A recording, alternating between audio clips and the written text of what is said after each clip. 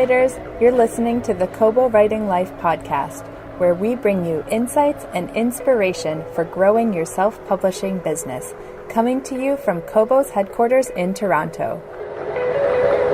Hi, everyone, and welcome to the Kobo Writing Life podcast. I'm Stephanie, and today Joni is joining me. Hi, everyone. And on today's episode, we're sitting down with USA Today bestselling author Dale Mayer, who I think is safe to say is a superstar. Joni, do you agree with me? She is absolutely a superstar. She writes across multiple genres. She has 29 releases coming out in 2019, which is unbelievable.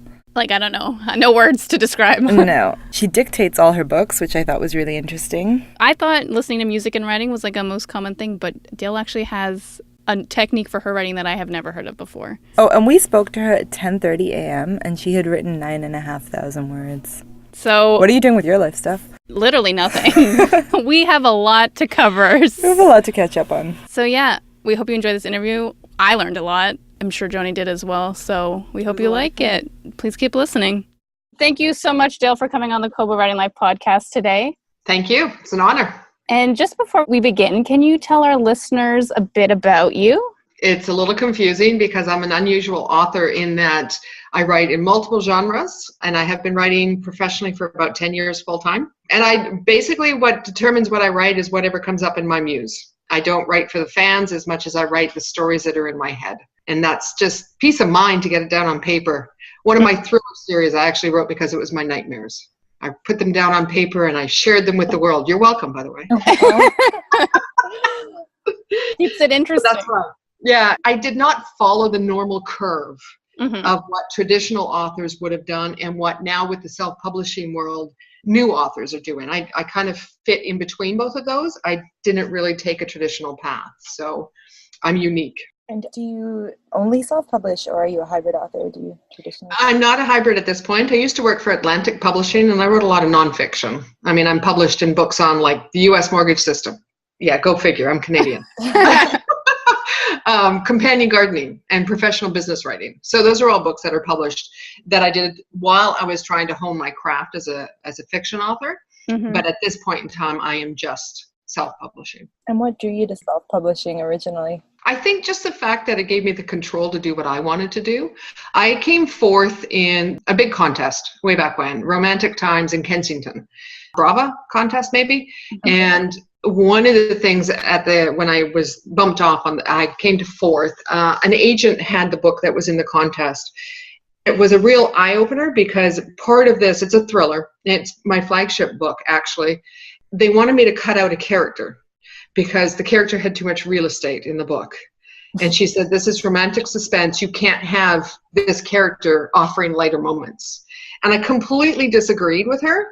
And I chose at that point in time to just self-publish that book, which had been in the contest, in the wave of all of the advertising and the promotion that had gone with the contest. And I've never looked back because I still think today she's wrong. Did that character get its own book? She did not. Oh, her character's name is Maisie, and she was running bookings on everybody in the old folks' home's love life. So she was taking bets, and it was a light relief, but she was the mother of the detective. And so she played a very important part in that book, and the agent just wanted me to cut all of her scenes out. And I was like, that's very difficult for me to do. I could write you another book without somebody like that, but that wasn't of interest. So I was like, fine, we'll just start down this path and see how far we go. And honestly, I started selling 20 books a day, and I didn't stop. I just carried on down that highway that opened up in front of me. So I think that's been, I don't even know what year that Brava contest was. Quite a few, 7 maybe? Awesome. So the self-publishing world is constantly changing and evolving. Do you have any tips for someone starting out or even a veteran in the industry, something you've learned that you think everyone should? I think one of the biggest problems is people look at those of us with success and they think they're going to get that same success. And that's a real problem. People don't see the number of years that I've been working. They only see where I'm at. They don't see the years that I worked and wrote before I even self-published the very first book. Whereas a lot of people come into the industry, they're like, I can make money. Everybody and their dog. I mean, I've got my kids' friends. Oh, I'm a writer. I published a book. And I'm like, okay, good. Keep going. Because they still think it's going to be an overnight success. They happen, but chances are it's a 10-year long, very arduous journey. And people aren't prepared for that. Even traditional publishing authors. They had success, sometimes not a great deal of success, but they had a certain amount of success in the traditional publishing world. And when they switch over to the indie world, it's completely different. They are responsible for all their own marketing, their own editing, their cover designs, their blurbs, everything. Whereas before they could hand that off. They just wrote. And now it's like self-publishing isn't being an author as much as it's being a business person now. How do you manage the business side of things, the marketing and everything else that goes along with it? Thankfully, at this point in time, I have help. But for up until about 18 months ago, I did it all myself. And I would try to write in close confines, time frames, get my words out for the day. One of the things that I do for myself is I set a certain number of word count or a time frame that I write. Start to finish, I get my words down. Then everything else happens. But my words come first. But then you have Facebook, I ended up incorporating about 18 months ago. And that was one big step that I needed to take. But that then meant bookkeeping and accountants and lawyers. And it just opened up a whole different world of business that I wasn't really prepared for. But once I had made that step, then it gave me a chance to step back and look at my industry and realize I needed more help. So I have somebody who has people. Which kind of like I have people and she has minions. and it works. I actually have, my daughter's going to be helping this summer as well. My son has helped in the past. He did a lot of my covers. For years, he did my covers. So it's kind of been a bit of a family, like, hey, I'm in trouble. I need all hands on deck. And, we all kind of dive in. But the marketing is a constant, everyday type of thing. And in order to do that, you need help. And when you get to my size, at least you need help. If you're not that big, it's not that big a deal. You just keep pushing forward a little bit and a little bit. Yeah, I remember speaking to you earlier this year, and you were telling me how many books you were releasing. And what are you, 16, 17 books this year? Yeah, that went way up. 29. What? We talked to Carrie and Ryan, and she was like 18. I'm like, that's a lot. It is a lot. And now it's 29. Whew. Yeah, it's 29. But, this morning, I don't know if you can see this. This is gold. This is a Olympus, simple little $50, maybe $40 recorder. I have 4 or 5 of them. I have already put 9,500 words on this morning. Jeez. Wow. So that's what I mean, though. It is, in my corner of the world, it's 10:30 in the morning, and I've already done that many words. I will do another half hour on a separate book later today, but when the interview is done, I will go and deal with paperwork for, Canada Arts Council, Canada mandatory deposits. I have to go into, Zilla, and do an FTP transfer for all the digital for the same thing. I mean, there's all of this business stuff that have to be done. And so I get my writing done first thing in the morning, and then I go and do all of this. I've already hit Facebook a couple of times because yesterday, yay me, I hit the USA Today again with a brand new series, Ethan, which is congratulations.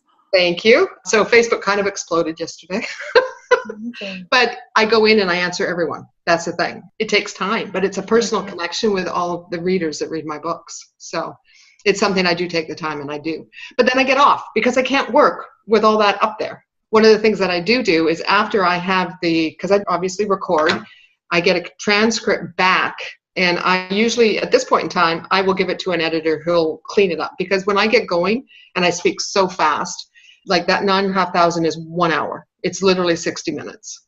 And I stop at 60 minutes. So that's how many words I'm getting out in that time frame. So I will often miss, close quotes or comma or he said, period. Or in my head, it's a period, but it really should be a comma because I'm carrying on that same thought. And I'll get some mistakes in all of that. And I'll give somebody, a friend of mine, she takes it, she cleans it up. Sorry, we have a very large puppy here trying to sit. No. Hi, buddies. So when I get it back from her, I print it. And then I'm not working on the computer anymore, right? I'm off the computer. I'm not distracted by all of the rest of that. And I take a red pen to my own work.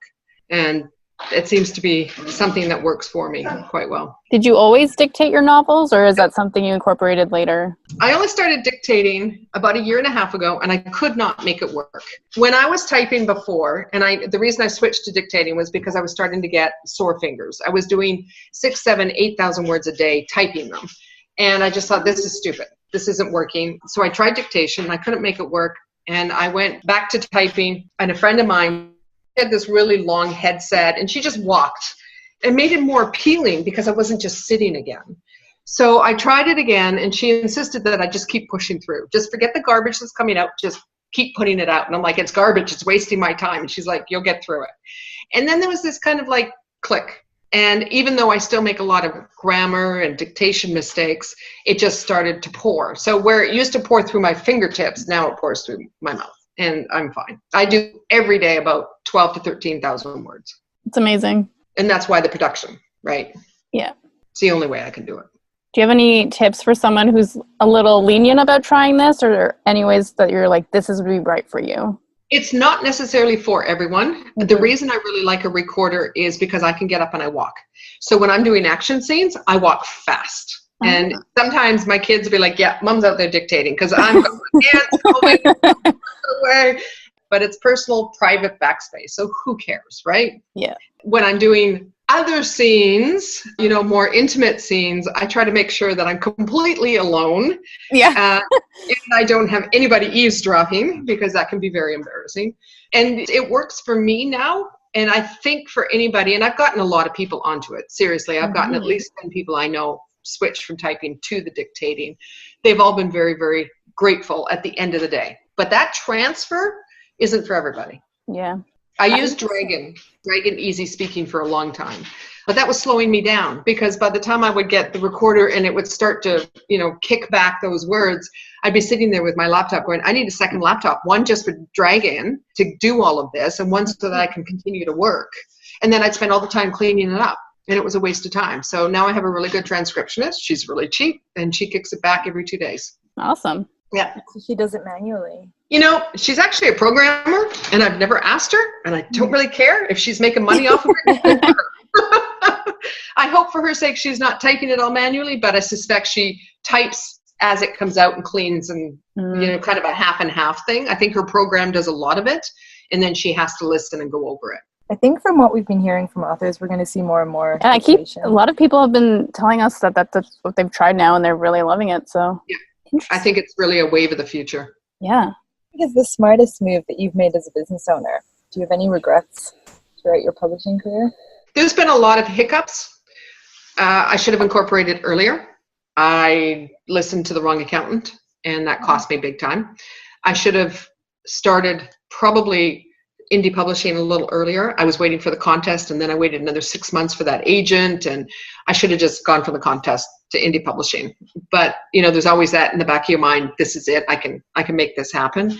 So that was one of the things. The other thing was in 2014 when KU started, everybody had a bit of a problem, and I actually had a lot of housing issues at the time. We moved, the house was a mess. I spent 6 months renovating. My sales dropped because I couldn't give my business my attention. And then when I refocused, it took me, I'd say about 4 months to come up with a game plan to regain my market position. But I didn't do it blindly. I went and interviewed probably, at least 6, if not 7 friends that were doing fine. And the thing that got me, everybody was doing fine for their own reason. There was not one thread between them all that said, Dale, do this and you can fix this. Mm-hmm. And I think that was one of the lessons was you have to do you and you have to follow through on you. You can't copy. You can't find somebody else who's a big success story and think that you can imitate them and you're going to be the same success. And I think that's a hard lesson for a lot of people. One of the good things that I feel I do, but I know everybody else in the industry would probably say I'm completely wrong. When you start writing, they always tell you to read and research your genres. And I agree with that. But then I think there's a point in time when you have to stop because you assimilate other people's ideas and it becomes incorporated into your work and everything starts to sound the same. And I think that's a huge problem. Mm-hmm. Whereas I no longer read the genres I write. And that's sad for me because I'm a huge reader and those were my favorite genres. But I'm always concerned that I will take in little bits and pieces of other people's ideas. This way, it's mine. Mm-hmm. I don't have anything knocking on my head saying, oh, you could do this like so-and-so did. It's just straight my ideas. And I think that's what keeps my work unique. And I still have 2 huge favorite authors that I read everything they put out, but I'm not really writing in their stuff. So who are your favorite authors? J.D. Robb and Jane Ann Krantz. They also have lots of books. They also have lots of books. They're also very prolific authors. Yes, absolutely. But J.D. Robb is, it would be almost impossible to do something like that. You'd have to do something different, but like it, but you don't want it to be close to what she has. That's the thing. You'll get cut by the entire world over it. Yeah. People notice now. I mean, I don't know. We talked about copy paste. Chris, have you heard of that? Where people are, I don't know if it's the same idea, but I did hear about one woman that wrote a book, sold it to 15 people. They then changed out the names and addresses. They put up 5 different variations of exactly the same book. Wow. And then they did it again. And they sold it to other people who were doing the same thing. So I'm not sure if that's what you mean by copy and paste, but this is a find and replace. And they just take out the name, take out the location, and boom, it's 30 more books. And they all look the same. And that's why. Copy Paste Chris was an author, had literally taken from like 30 different authors, and they mashed together a like monster Frankenstein book.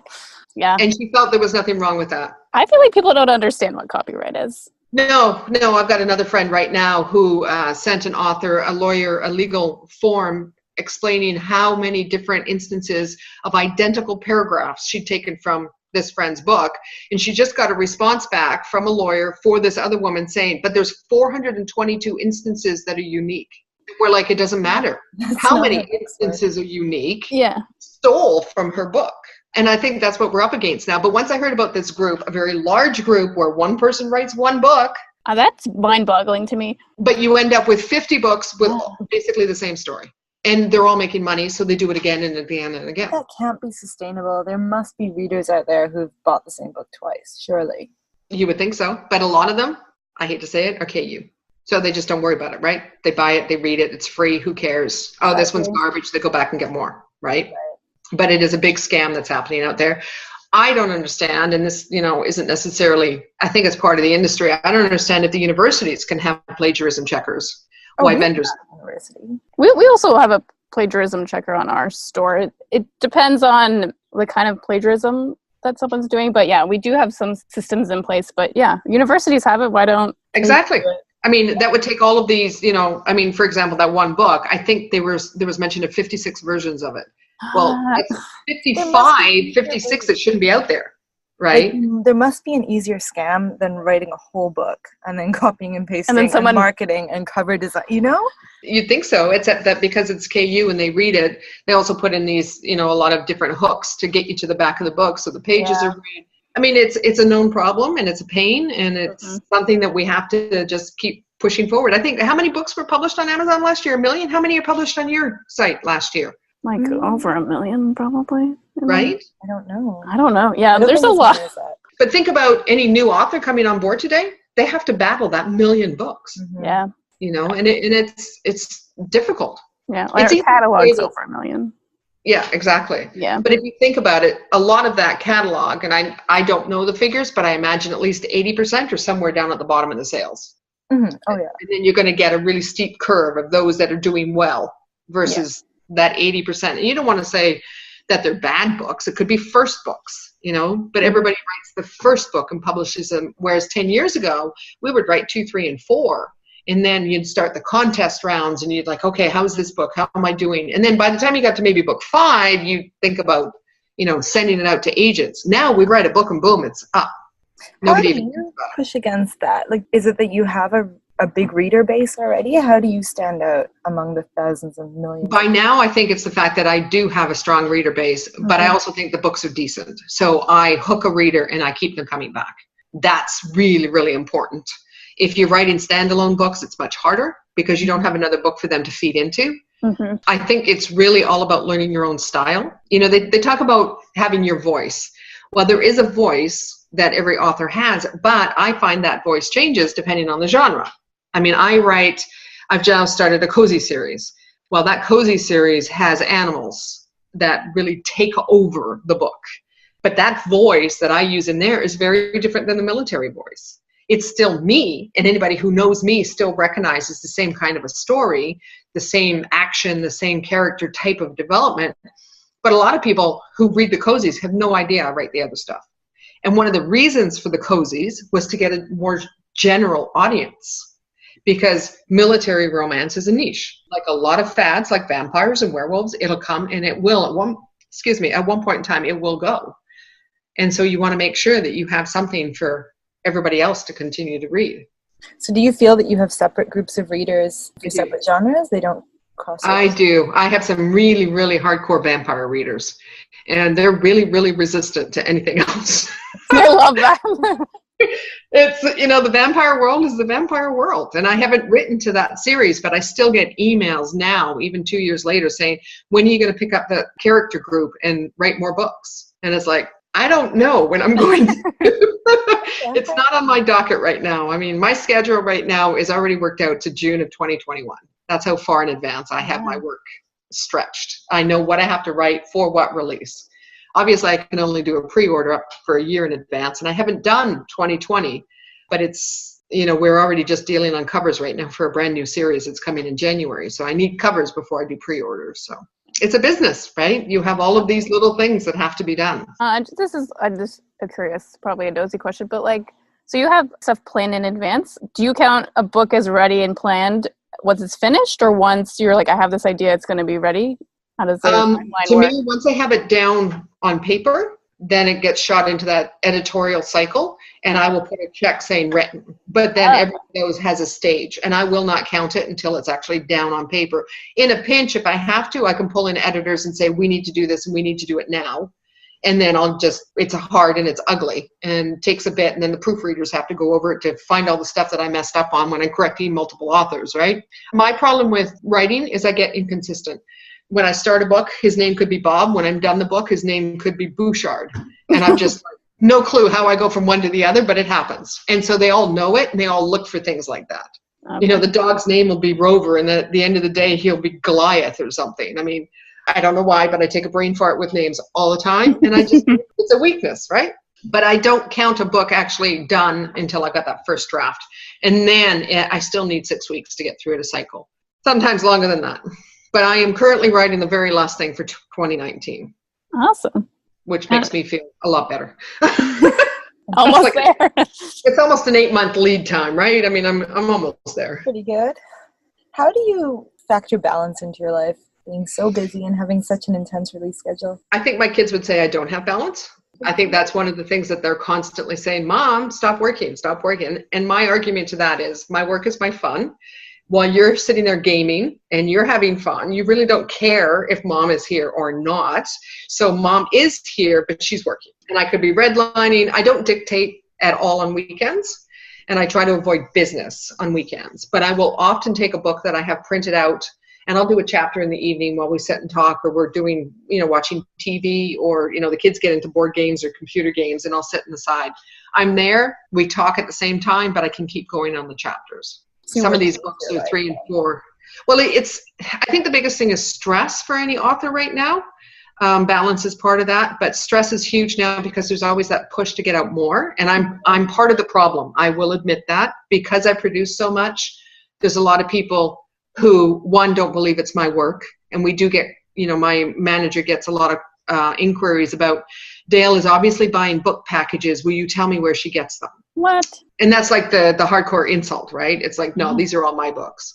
And they don't want to believe that, because then they have to look at their own habits, their own system, and realize it's not going to produce the same results. It can produce the same results, but it takes time. You have to work into it. An Olympiad isn't an Olympiad athlete right off the bat. Mm-hmm. You have to work your way into it. So, but we do get inquiries probably once a month as to what book packaging service I'm using. And I'm like, oh, geez.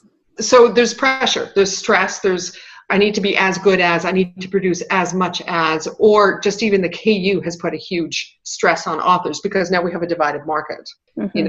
We have those in and those out. And, there's a lot of authors that cross that bridge. I haven't yet. Can't be bothered. I have so many fans that if they find out I put something in KU, I'd be getting unbelievable hate mail. I don't need that, No. So it's an interesting state for people right now, but there's always that feeling of, and I think KU is part of that. There's a limited amount of money and there's a limited readership. So they fight for their share of it. And I think that just adds to the stress. Yeah. No one needs that. No, I have enough stress in my life because I do it myself, But obviously I thrive on it. I mean, I didn't have to write, 9,500 words this morning, but I did. That's incredible to me. Yeah. So you've had 29 releases this year? I believe so. Yeah. We're debating the 30th, but 29 are locked in. So how do you just like manage marketing for each book in the year? Do you have like, I'm only going to talk about this book for a certain time period, or how do you incorporate? We try to do a long distance type of a thing, like on the website right now. I've been working on the website a lot lately. So we're getting graphics that say new in 2019, and then it'll be like a series shot for this series. And then I have 3 new series this year. So there's 3 of them that we need the graphics for. Let people know that those are new this year. And that's like an overview type thing. We market every month up to the release date. So we do a countdown, 10-day, 9-day, 8-day, whatever. And always in the website and on a newsletter, because I do the newsletters. I try not to do them weekly. I think that's too much. I get kind of like, I'll just hit the delete button myself on newsletters. I try to do them the week of a release. And if I have a special BookBub deal that I think everybody would like, then I'll send out a short note saying, hey, this is on sale. Grab a copy while you can. But on the bottom of my newsletter, I always have what's coming, so they can see 3 books in advance of what's coming. Because I have, for example, the book that was in the contest, Tuesday's Child, is book 1 of the Psychic Vision series. I only produce 2 of those a year. Now, these are 100 to 110,000 word, very twisted psychic serial killer kind of thrillers. And so I produce one every January and every July. The readers know it, and that's when they come. Don't bother asking for more. There aren't more. This is when you get them. Yeah. And that system has worked really well. And leaving them with 3 in advance has helped a lot. But it's a constant, hey, this is out there. It's not a system for everybody, because you have to be on top of the Facebook stuff, the ads, you have to be on top of the newsletters all the time. But I am trying, as some of the SEALs series, I'm not going to say wane, because there are over 20 books already, but you need new product. But new product takes time to catch on. So you have to actually keep the old, bring in the new, and then you have doubled up releases all the time until the new can take over the sales figures of the old. So there is a lot of business thinking behind it. Yeah, it's a balancing act. Yeah. Between social media and newsletter and anything else you do, what's your number one way of engaging with readers? What do you find most helpful? It's usually Facebook, just because they're very reach-outable. A lot of them message me, a lot of them contact me just, on posts and whatnot. I do try to answer them. My newsletter is usually short. It's more informative. It'll have a blurb. It'll have the links. It'll have the next books coming. And it doesn't generally give too much way to interact. A lot of people respond to them. So every time a newsletter goes out, I will get 36 emails back again. And I respond to every one of them, which is where more time frame comes in. And that'll be something I often do in the evening when people are doing stuff. I'll just sit there and respond to. I have a folder, fans to answer, and they all go in there. Get it out of my inbox, because otherwise that just gets crazy. The other thing right now that I'm doing that's really added to the workload, but not really, is audiobooks. I did audiobooks before. Didn't have, as a Canadian, it was almost impossible to hook up with ACX in there originally. So I went with another company. I sold a bunch to ACX. Nothing ever really took off. So I just kind of backed off and didn't do them for a long time. But I have now partnered with Findaway Voices. And that's been an interesting but hugely successful partnership. We're doing 60 this year alone. They're all going to start coming out in big jumps. in May, June. I got a schedule from them the other day, and I'm like, yeah, that looks good. Check. So that will change things as well, because I do get a lot of requests for audiobooks. And yes, the vampires. Yes. They all want the audiobooks. They'll be happy to hear that. Yeah, they'll be thrilled. So I noticed on your website, you have a tagline like a great read each and every time. How do you ensure a title is a great read every time? What's your sort of like checkpoints that you're like, yes? Well, there's got to be a grace point. There's got to be a point where everybody either feels that heart hit in some way. With the dog stories, that dog has to catch you in one way or another. If it's a romance, there's got to be something in that relationship that you just kind of like, it's almost like a physical jerk where it hits you and you're like, oh, there has to be something like that in every read. Characters, pacing. I write really fast page turners. I write them fast. And I always wondered if that was why they were fast reads. But I do get that all the time. People are like, yeah, I'm sitting down with a cup of coffee and Dale Meyer for the evening, and they'll be done. They won't go to bed until they're done. And they're just really fast page turners. And I think that's really important, because that's part of what they expect from me. when I say a great read each and every time, that was to help people understand that just because I write military doesn't mean I don't write cozies, and I write vampires, and I write, YA. I've got a lot of YA books. I write everything that appeals. What I haven't written yet, don't think I will, is historical. Because the details, if I can't get a character's name from the beginning of the book to the end of the book, those details are going to be completely lost. There's no way. Historical is full of accuracy, and that would just drive me baddies. Just batty. So I haven't done historical. I do future, though, because that's fun. That's just world building. That's just straight, imagination, which is really fun. Do you jump between genres within 1 year? How often, do you go through a phase where you're writing? Every day. Oh, yeah, really? Oh, yeah. So what I wrote this morning was a cozy. And this afternoon, I'm actually writing a novella for my my Heroes for Hire series. And the reason for the novella is to launch into a Black Ops series that's coming in January. So, I've just gone from laughable mystery to deep and dark and action. But tomorrow it could be, I will continue on these 2 books until they're done, which will be next Friday. Both of them will be done. And then I'm heading into that new Black Ops series. But, there's a thriller series that's sitting in the back of my mind. And my manager's like, whoa, no more books. I don't listen to her. I listen to the muse. And so if it says this book needs to come out, I will dedicate a 10-day period and I will really focus. And the next thing you know, there's going to be this crazy assassin book. And who knows what it is. Do you do a lot of research for things like your military series? Do you dig quite deep into how, or do you have? I did originally. It depends. I have active seals and then I have non-active seals, right? So the active seals have to fit active military life, and then the non-active no longer have to worry about that issue, right? You have whatever background references that you're using do need to be accurate, but most people are just happy to have a good story. They aren't going to call you out on details like that. Now the cozy series, that's a whole different story because it's gardeners. And gardeners, when I started writing the series, and I realized each book only takes place in a week, which I don't know why I would have done something like that. That's mental. And I placed it in my own hometown, but then I realized that the plants had to match the time of year. Oh, wow. And so when I'm doing things like, Dagger and the dahlias, it's like, well, hang on a minute. We can't actually have dahlia plants out because that's in May. Dahlias don't come out until July, August. And you can bet that a lot of the gardeners are like, oh, we love this. We're just getting such an insight into Kelowna's weather and seasons and garden patterns. And I'm like, yeah. That wasn't intentional. You don't really think of it, but the readers are thinking of it. Yeah. Since you cross multiple genres, do you have any writing advice that you stick to, or something that was told to you that you're like, more people should know about? Somebody famous, God only knows who, if I can't remember the name of my own book, I'm never going to remember this, said that if there's a book out there that you really want to read and it's not available, you have, it was a funny phrase at the end, he says, you're obligated to write that book. And I think that's what happened is I got really tired of all the other authors and I couldn't find a good book anymore. And I just started writing in multiple genres because I wanted a good book. And so for me, it's funny, but when I want to read, I actually write. Yeah. Because I'm creating a good book. And I don't know, that's another thing that's really strange about me is I don't outline in any way, shape, or form. I have no clue until I turn this on and I dive into that story. So it's like reading because I don't know what happens on the next page either. Wow. And I think that's what keeps my stories fun. Yeah. Keeps me working. Yeah.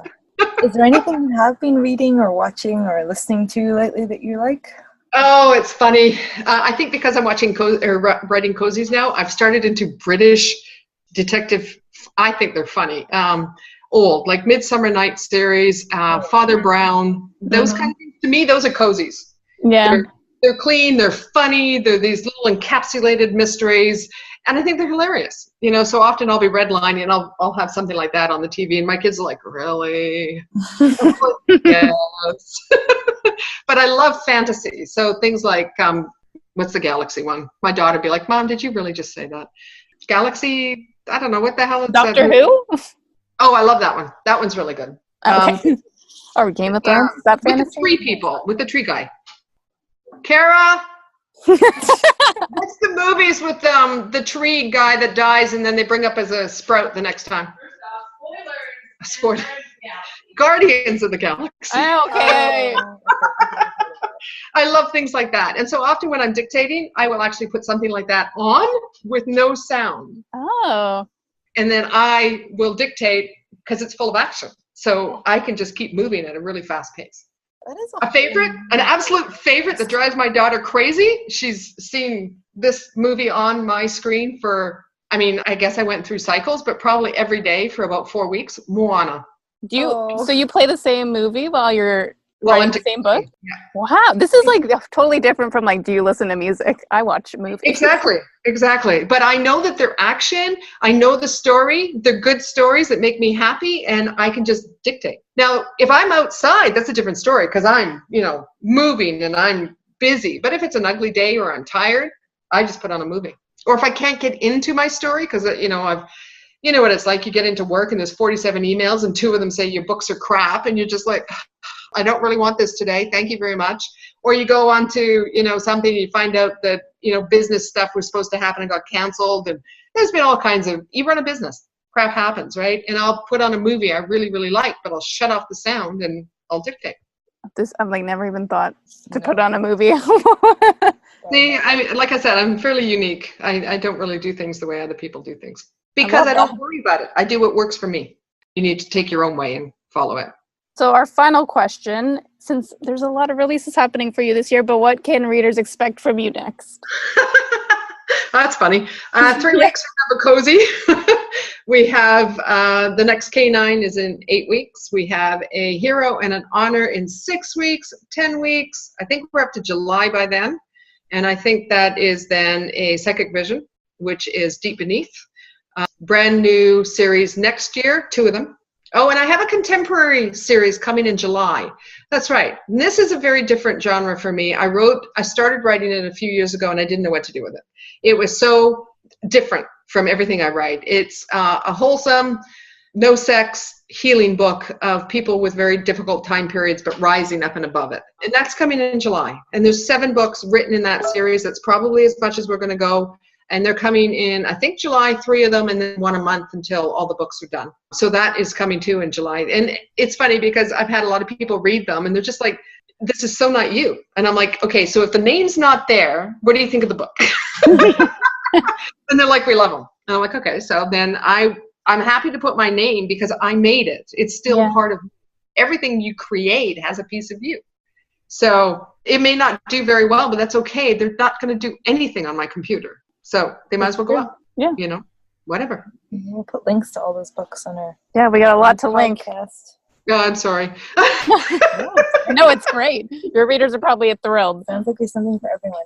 Yeah, there is something for everyone. And that's why the cozies have hit the right chord, which has been really, really interesting, watching how people have really fallen in love with those characters. And it's funny because I got the next one, Evidence in the Echinacea is the one coming next month. And I got it back from the line editor, and she had an email like this. And she's like, oh my gosh, after going through all of this, she said, I've gone and I've cleaned up my kitchen cupboards. Doreen did this. I went over here and I did this as well. It feels so good to get all this done. I'm like, you see, we're just people. But you follow Doreen's life. But it's not a rags to riches. It's not a story of somebody becoming a millionaire. It's a millionaire who lost everything and becoming completely broke. So it reverses that, and everybody can relate. If you don't know how to make coffee because you've never seen a coffee maker in your life, well, you can sit there and laugh at them because they're stupider than you. Yeah, it sounds entertaining. Love that. It's fun. It's really fun. All right. Thank you so much, Dill. You're more than welcome.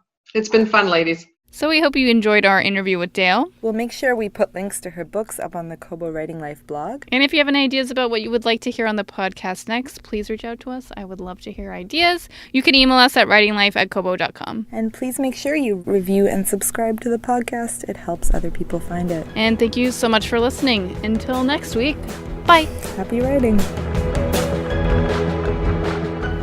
Thank you for listening to the Kobo Writing Life podcast, where we provide insights and stories from leaders and experimenters in the world of self-publishing. If you want even more information about growing your Kobo sales, check out our blog or find us on social. And if you're just finding us and ready to start your self-publishing journey today, sign up for free at kobo.com/writinglife. Until next time, happy writing!